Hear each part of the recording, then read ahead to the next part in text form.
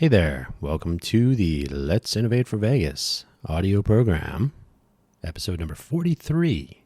We're recording this on the morning of December 15, 2023. I'm your host, Dan Hugo, Managing Director of the Innovate for Vegas Foundation.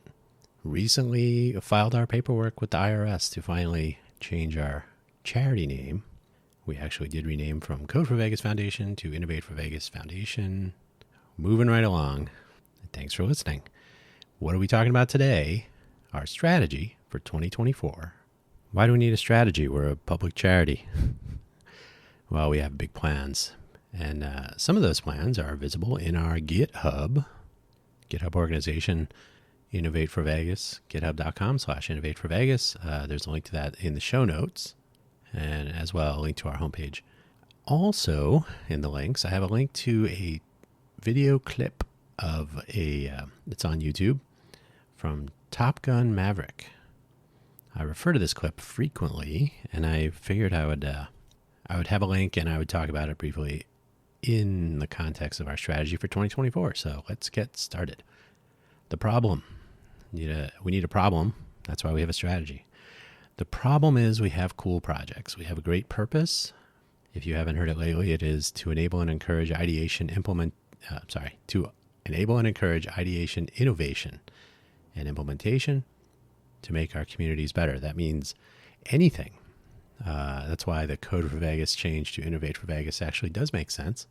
Innovation is not necessarily about building an app, doing all the typical things that people think is innovation nowadays. Innovation can take many forms. And so we always have invited people with different skill sets, backgrounds, interests to participate in our projects, because all projects that involve human beings benefit from having human beings work on them. Not everything is code. So we have great purpose. We have cool projects so far. We can always add more. But we have not managed to get participation on a recurring basis in the volume, I suppose, the volume of participation that we need to make real accomplishment. Once we have real accomplishment, it will almost certainly be easier to make a case for participation. So chicken and egg. We lack a true innovation culture. That's probably the main problem, the main part of the problem, I should say. The why not aspect of hackathon participation is missing, right? Why not? Oh, there's a hackathon this weekend. Why not? Let's check it out. There are prizes. Even better. Oh, there are no prizes. Why not? Let's still do it. It'll be fun. Team building, skill building. You never know what you're going to come out with. And if you can get sponsors for the hackathon, you might have snacks and entertainment sometimes. So an innovation culture probably comes out of that. It's certainly cultivated by that, but it also enables that. So another chicken and egg. Out-of-box thinking comes from this sort of mindset. You tend to be innovative when you've exercised those parts of your thinking and your collaboration skills to be able to take an idea. It's almost like improv skills. If you've never done improv before, then it's probably hard to do it, or maybe you're not even interested. But if you start to do it, whether you're improving or innovating or ideating, you'll find it gets a little bit easier. And you can apply the skills you're doing at a hackathon to your day-to-day. You can apply it doesn't have to be technical. The hackathon doesn't have to be technical. And what you apply your newfound, highly developed skills, intuition, the ability to collaborate, the ability to think lateral thinking, the ability to think on your feet, as they say, whether you're sitting or standing. So these are all skills that develop, and they make a innovation culture stronger, if that's the right word. If they make it more viable. They make it, the culture itself begins to empower individuals, teams, groups, entrepreneurial endeavors to actually make change. That's what innovation is, right? So if you have the culture and you can enable it, and you can enable the people within it, especially if they're entrepreneurs in the entrepreneurial innovation ecosystem, everybody wins, theoretically. The other part of the problem is the what's in it for me, sort of the opposite of why not. Civic volunteerism is stifled outright. You need to have a sort of a look first or jump first, look later in terms of where you want to spend your time and energy and expertise in a volunteer effort, so that you feel like you're going to get something out of it. And as an organization, our responsibility would be to enable those outcomes, which we are. Impossible to demonstrate without participation, and that's one of the strategy components. So our value for value model also is stifled. So not only the benefits of individual contribution and team participation to collaboration and skills development and so on, but we can't really demonstrate our value for value, not end goal, but motivation, I suppose you could say. We can't demonstrate that if we don't have a starting point. So that has been another part of our problem. The terrain in which we operate is another piece of it, although we can simply go over or around. When we first formed in the summer of 2022, we're almost a year old. I'm sorry, we're a year old since we got our charity determination, just over. We're almost 18 months old as I'm recording this. I met with our city CTO. I asked how the city would like to collaborate, how they might, help get the word out about what we're trying to accomplish. Not only did this person say we have to be careful who we get behind, which seems to be a party line. I heard that a couple times. But he said, you must show me something. We must see what you're working on. Show me something, and then we'll talk. So that's another chicken and egg problem. In order to be a part of what you're trying to accomplish, you must already accomplish something and impress upon us. And this is a economic development view. You want to have companies that are generating revenue and adding to the local economy, so that the thinking would require some adjustment to say, oh, you're not there yet, but we want to be a part of that journey. I'm guessing that, oh, you're a charity and you're never going to contribute to our economy, is that first tier thinking. So anyway, I'm speculating. The show me something part of the terrain on which we are attempting to build is a challenge, but we just simply ignore that. We don't have to integrate our efforts. We don't have to collaborate. We can simply go around. So we don't have to show anything to people at the city of Las Vegas or elsewhere, but we do have to show things, some sort of progress or some sort of indication to people who are not quite blue sky thinkers. That is to say, if you don't, I have an expression I always use. There's chaos and opportunity. There is so often opportunity in chaos, but if you are one to see the chaos and not the opportunity, this is probably not for you. Anyone who does house flipping probably gets that. Or if you ever restore a car or anything, if you restore anything to its former, brand new, shiny look and feel, you understand that when you see a dirty, unpolished, broken item, house, car, whatever, you see the opportunity to make it shiny and new again. Other people will see the chaos of dirt, grime, missing pieces, broken parts, etc. So people who are willing to see the opportunity are the people that we are hoping to attract to our efforts. Something of an uphill climb. There is a belief that the greater Vegas area is already an innovation hub. This could be true eventually. We are seeing in participation in innovation events and hackathons and challenges and so on that it's a very small component of our population. Even participation from makerspace people, people that are involved with the Sin Shop, the Becker Tech Center, don't really show an interest in escaping their silo to think on a larger scale, think on city scale, county scale. How can we enable and encourage with outcomes that will benefit the larger group, the larger whole? Not really a whole, since we're a smaller part of a larger state and so on, but how can contribution of time and energies and support of innovation efforts actually show some sort of return on that investment that will impact them and their organizations and everyone and so on. That's our approach, and it's difficult to sell that. So that's been interesting in the terrain that believes we are already there. We don't need to support such silliness. And then there are makers, innovators, and entrepreneurs, coders, creators, and interesting people already here. It's just a matter of connecting with them and convincing them, I suppose, that their time and energies will be rewarded either from within. That is, if we have projects that actually have civic value, they help civilization on our small local scale or beyond. If people that are leaning towards being makers, innovators, entrepreneurs, coders, creators, and interesting people in general, if those people are able to see that opportunity and to enjoy a reward from within first, right? To say, oh, it was worth my time and I feel good for having participated. I feel good for having mentored or collaborated with a team or so on. And you can see outcomes like, hey, look, that really did make a difference. Even more reward from within. But if we can actually pursue our value for value model, which I have talked about in previous episodes, then actual benefit comes from it, direct, tangible benefit, not ethereal,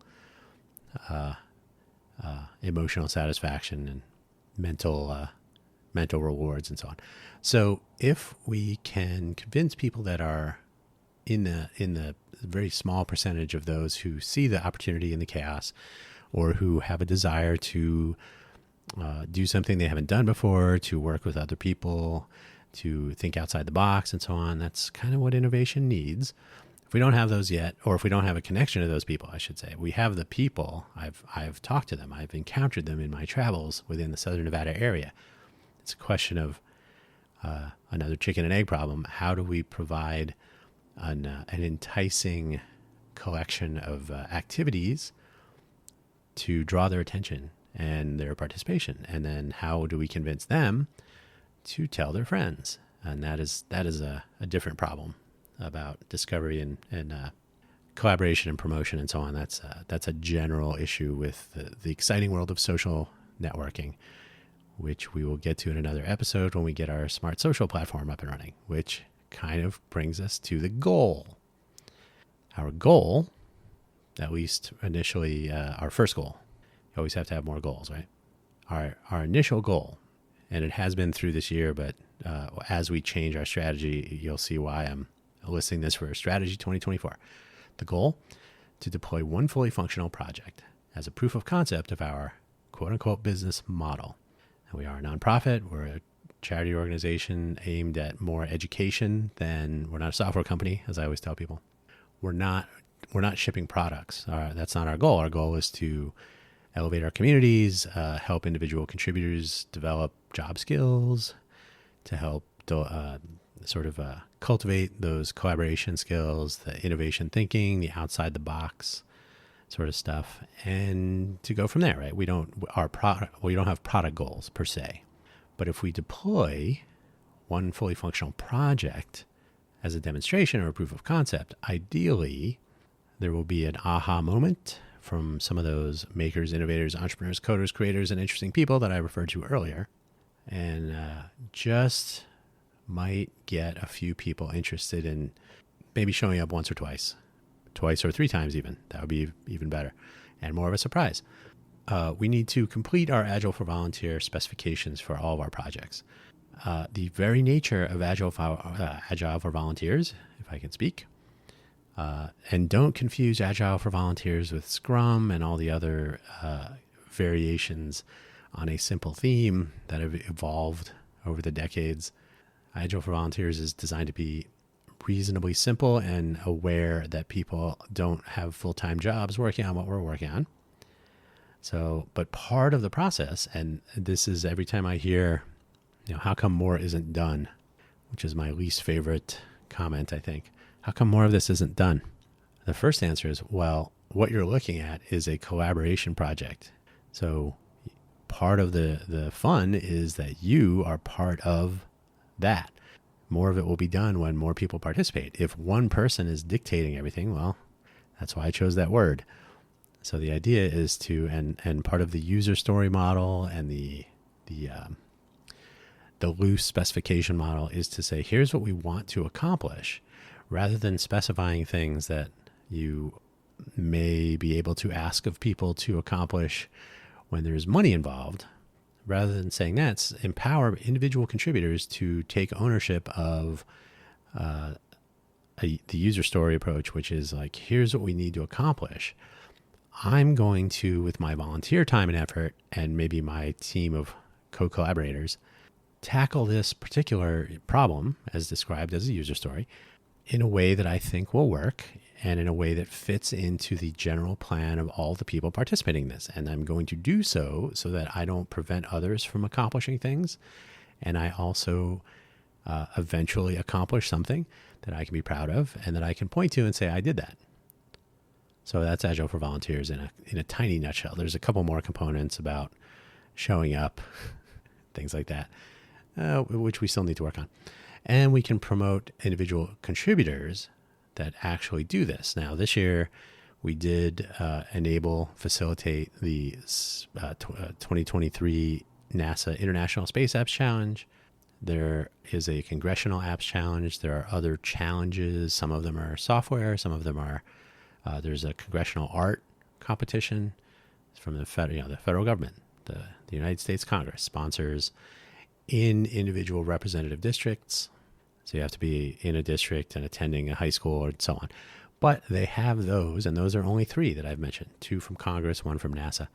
There are global and national scale challenges, and there are challenges right here in our state and county and city. Challenges sometimes have prizes. Ideally, there will be sponsors and some way to, say, make it fun with snacks and so on. But challenges have an outcome. They are finite. If you're a finite versus infinite game fan from Simon Sinek, he didn't invent that, but challenges are finite. You have a goal, you have a date, you have a due date, but maybe there's a hackathon or maybe there's some other participation parameters, and there's an ending, and there's sometimes prizes, and there's recognition that is not always spread across our locality. That's a problem with our local media and coverage of local innovation and entrepreneurialism. That's another topic, but it's one we will touch on with our first deployment. So we do want to promote the people who do take the time and spend the energy and commit and eventually have something to show for it. So yeah, there's insufficient recognition, celebration. I use the term promote as in a promoter, but ultimately people who do participate in these challenges, ideally also participating in our civic volunteer projects, those are projects that are ongoing. So civic volunteer projects are more infinite game, right? There's a version 1, but there could be a version 2, or there could always be an opportunity to improve, to take community feedback and so on. So that's one of the differences. So a challenge participant could literally be promoted because those are people who will be recognized in a public space. So people will say, for example, if you're listening to this right now, I've already described the Space Apps Challenge in this episode, but I talked about it several times in previous episodes.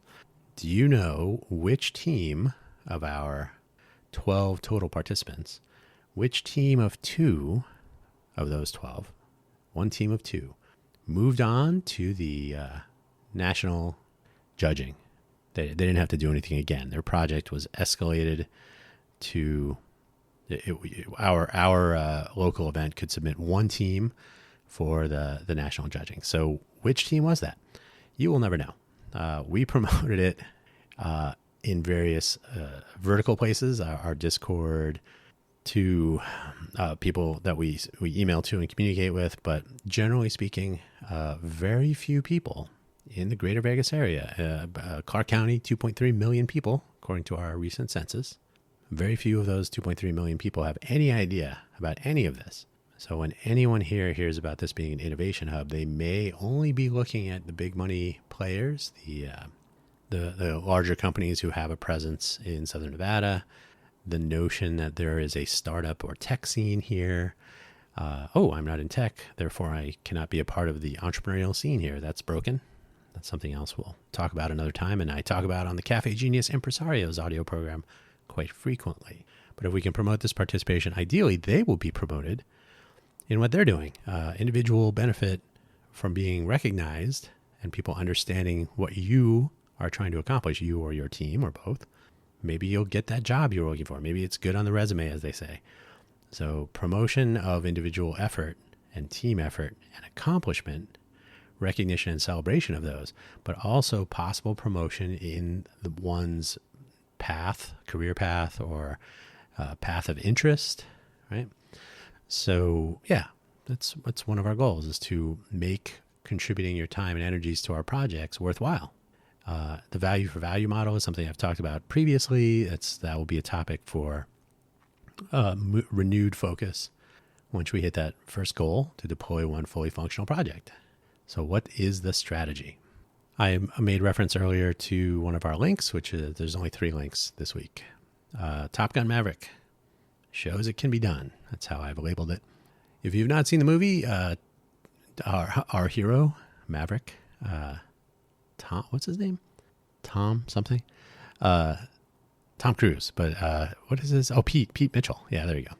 Tom Cruise, Pete Mitchell, Maverick is to return to the training school with some Top Gun winners of recent previous years and train them for an impossible mission to take out a nuclear fuel enrichment facility in the mountains of some nondescript country. They made it a snowy terrain, probably to throw you off the... Anyway, we don't need to go there. So the plan calls for a very, very fast, very low to the ground incursion into enemy airspace, a pop-up, very difficult high G collection of maneuvers to place a laser on a target and to drop a bomb on it, and then to do it again. I think it's in 2 minutes and 30 seconds or something, or 3 minutes and whatever it was. You can watch the clip. So they're convinced that it cannot be done. That it can't be done. It can't be done. Various things take place in the movie. And eventually our hero Maverick is removed from his leadership role, being told that he was not able to train the team to do the mission. So he didn't accomplish the goal anyway. So he laments. He's got to deal with the circumstance, and then he's got to deal with this additional, what he probably views as a outright failure. And so he has a heart-to-heart with, what's her name? Penny, I can't remember her last name. Jennifer Connelly, the love interest character. Also made a name drop appearance in the first movie. Anyway, I digress. It was a good movie. It was fun. It was a fun movie. So he steals a plane, and of course, totally realistic, steals a plane and flies the course while his students are being told that they're going to try to fly the mission with relaxed requirements. So because they couldn't do it, or they didn't believe they could do it, the teacher who was trying to convince them that they could is removed, and they are told they're going to be given an easier path, but one that is ultimately more dangerous or risky to their being able to succeed. Okay, fine. So Maverick enters the course that they need to fly, the training mission, declares that he will do it in less time than they couldn't do it in. They believe this is impossible, and he does it. And so there is a renewed sense of confidence and a belief that maybe they can do it. And in fact, they do. So you can catch that clip. The moral of the story, the reason I refer to this quite often is when there are people we're talking about innovation now, when you're talking about doing innovative things, when you're thinking about out of the box thinking, the what's in it for me problem, there is a why is more of this not done? Some of the various other roadblocks that have been thrown up along our path, our 18 months or so path moving forward. There are probably 2 paths, at least 2, maybe at most 2. One is to give up and let the people who may want to participate not do it as well, or ease the effort, lower the goal. What is it? Move the goalpost. I don't like this route, so I haven't really thought about it. but the notion of like, well, I guess nobody wants to do it, so oh well. But the other one is to say, well, I'm going to show how it's done, so to speak. All of our projects can be accomplished by one person. They will take substantially longer. But as the Maverick clip shows, one way to convince other people to join in is to show them not only that it can be done, but to just do it. Thank you, Nike. So we are deferring our local outreach for collaboration. That's part of our strategy. We're going to focus time and energy on project development first. So in the case of, for 2024, our first project that we've been wanting to deploy forever, kind of a tie between open transit, which is much more of an undertaking. It's going to require a lot more eyeballs, a lot more community outreach, a lot more co-creation with actual users of public transit. But that is the favorite. That was our first project back in I think it was around March 2022, before we had formed our actual nonprofit, our first hackathon. So we need to tackle the other one, which is Smart Social. Smart Social is the way a smart city no, that's the My Muni project. Smart Social is a modern take on sharing of information, algorithmic sharing and membership only requirements such as LinkedIn, weird algorithms and unusual populations and political tumult on platforms such as Twitter X, algorithms with a definite profit motive, such as one might find on Instagram, the expectation that one must be following the right person to find out the right information. If you're not following, it is extremely difficult to figure out what's going on here in the Southern Nevada area if you are an entrepreneurial or probably doing other things. Our local media covers crime and politics, entertainment, and bigger business, especially with regard to casino construction, resort construction, maybe tearing down a building to build a stadium, things like this. These are the things that get attention. So if you want to know what's happening, if you're an entrepreneur, if you want to know about local smaller events or gatherings or meetup participation that might benefit your efforts, well, now you have to go hunting. You have to spend your time crawling through Meetup and LinkedIn and so on. So our Smart Social project, which is ultimately part of the My Muni project, which is how a smart city communicates with itself, which is, of course, a take on local media. So Smart Social powers individual to individual, person to person engagement in using modern technologies combined with older proven technologies like email, for example. So Smart Social, first project, that's the main focus moving forward. And so rather than reaching out to people who want to work on something that's not done yet, and so they get confused and don't understand what's in it for them, we'll just do it. And we will show that we have deployed a thing. Here's how it works. Here's what was in it for you. And we'll see if anybody wants to come back around and try again. We are adopting a completely bottom-up approach. This means that the Code for America style central planning and authoritarian management, paid managers of the larger organization directing the efforts of unpaid civic volunteers and then not giving them proper credit, the various problems that come from a bureaucracy that is unneeded. Same goes for our, that'll be local, right? So we're not taking direction from an entity that is not located right here. We can take direction from our co-collaborators and participants in our projects and the people of our communities who we are working for and with. Same goes for our extra Southern Nevada collaboration. So we've reached out enough with Washoe County. There was a Code for America brigade there, Hack for Reno. The rug is being pulled on Hack for Reno as it is on all brigades around the country at the end of the year. That's in 2 weeks. So we no longer reach out to Washoe County. We're always happy to collaborate, but we cannot spend the time on ghosting. Being ghosted is even worse. And then it goes for beyond Nevada.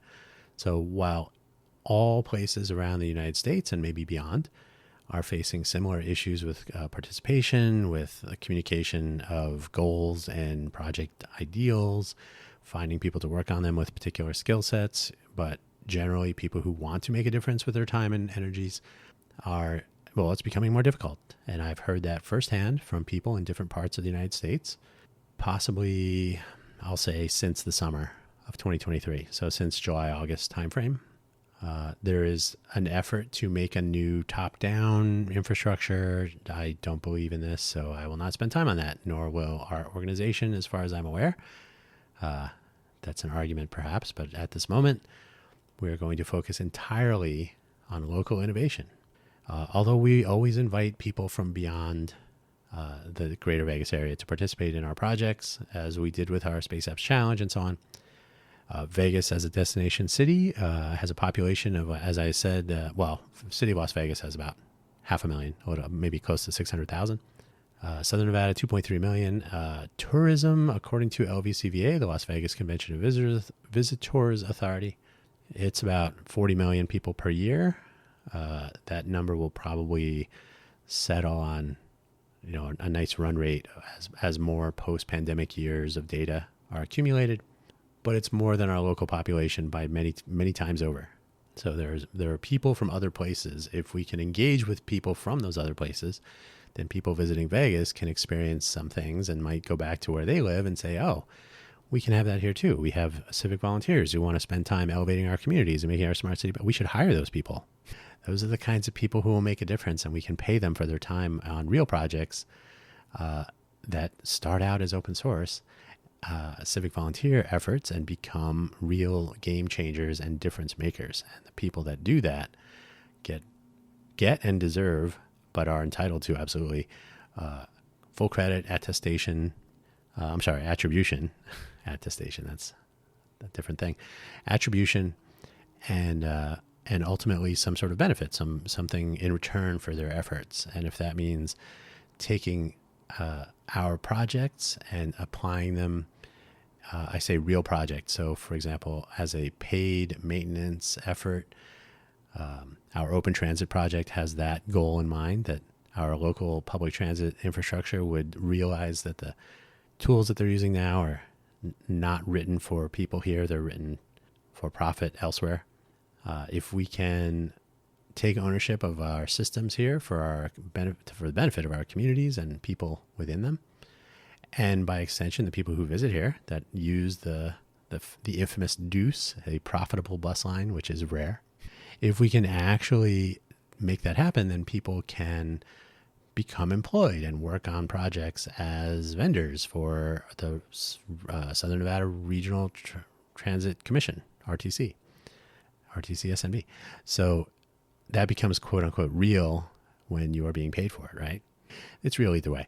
But the point is that the time and energy put in as volunteer on civic volunteer projects will ultimately have some benefit in the form of items on the resume, job skills development, life skills development, networking, exposure through our promotion and recognition and celebration of challengers and people who actually work on projects and make contributions, not just coders, but all aspects of all projects. Attribution is primary. No hidden workers making efforts that are never noticed or recognized. And that ultimately benefits not only the individual, but the teams and the communities. Everybody wins. Crazy.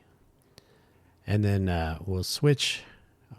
This will sound worse than it is, but it's a necessary step. We already have really switch from a completely open door policy. That is, anyone can come on down and work on projects. What we end up with is people showing up, asking why more isn't done, and leaving. And there's time spent on, you could say, onboarding or marketing, recruiting. And none of these things are really, those are not really the right words, but sort of like that. So if you spend time on people who are not generally interested, or they may be thinking this is a school, like, oh, I will learn how to do things for free. Possibly. You will certainly learn from your peers in teams working on projects. You will learn from each other. You will teach each other things. But this is not a coding boot camp. It is not an art school. It's not a cooking school. Those exist. So people with actual experience, demonstrated acumen for particular areas that can be used to contribute creative work to projects, and a willingness to contribute, not only to yourself and to your team, but to the project and to then, by extension, your communities. And your communities may be here in Southern Nevada, or they may be anywhere on the planet, or even off. So no longer show up and kick the tires and shrug the shoulders and then never show up again. There really must be some value proposition that works both ways. And this will come, ideally, from our deployment of our first project as a sort of, here it is, what do you think? And we'll see if people lean in. And when I say people in this case, I mean not only potential contributors to projects, who, people who actually want to participate in our Agile for Volunteers model and our civic volunteer projects that are intended to be not only community elevating, but also eventually tangible as standalone businesses even. So that's that real project path I described moments ago. So if we no longer just end up being a free-for-all, show up if you want, but a little bit more of a club with entry fee. No, not a fee. But you have to have skills and interests that you want to use. It's not a time killing. It's not a place to hang out and just see and then leave and not, you're taking up the time of others when you participate in these things. And so we need all involved to value not only the time of others, but their own time. And so if we can find people who understand this would imply that they understand the what's in it for me question that I raised earlier. It's one of the problems. There is a notion that there must be some immediate gratification. What's in it for me? Why do I want to show? Is there free food? I don't even answer that question anymore. What's in it for me? Well, if we make that clear, then participation now yields some sort of reward later. And that reward may be based on participation now and not just showing up, but actually participating. And so these are the things we need to make clear. But this is what will make our organization successful by some success metric. Our purpose is to enable and encourage ideation, innovation, and implementation, and to make our communities better through those. So we'll know if we're being successful if we do those things. If there is ideation, innovation, implementation, if we do find people that are contributing to our communities with their creative work, with their newfound skills, with their abilities to collaborate and innovate. So not attaching KPIs necessarily, but our key results will be more innovation mindset, a cultivated culture of innovation. Ultimately, that will feed back into our local economy and our communities and quality of life and so on. So these are measurable, but not on our key performance indicator list, because we are a charity. We are not shipping products. That's where I'll leave it today.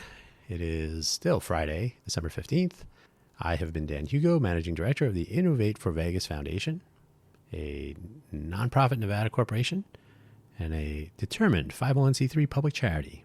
If you would like to support our efforts into 2024 and beyond, visit our website, innovateforvegas.org, which is, as with everything else, the work of a single individual at this time.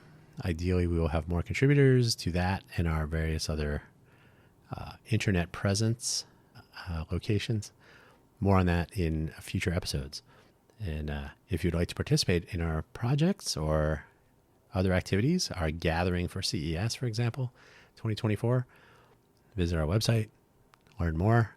You can always email addme, ADDME, at innovateforvegas.org, and we'll add you to whatever you are asking about. We have a Discord server. We will have an email list if ever there's interest in that. And there are a few other things coming along that we'll talk about later. Thanks again for listening. Thank you for supporting our organization and being a part of our smarter, smart city.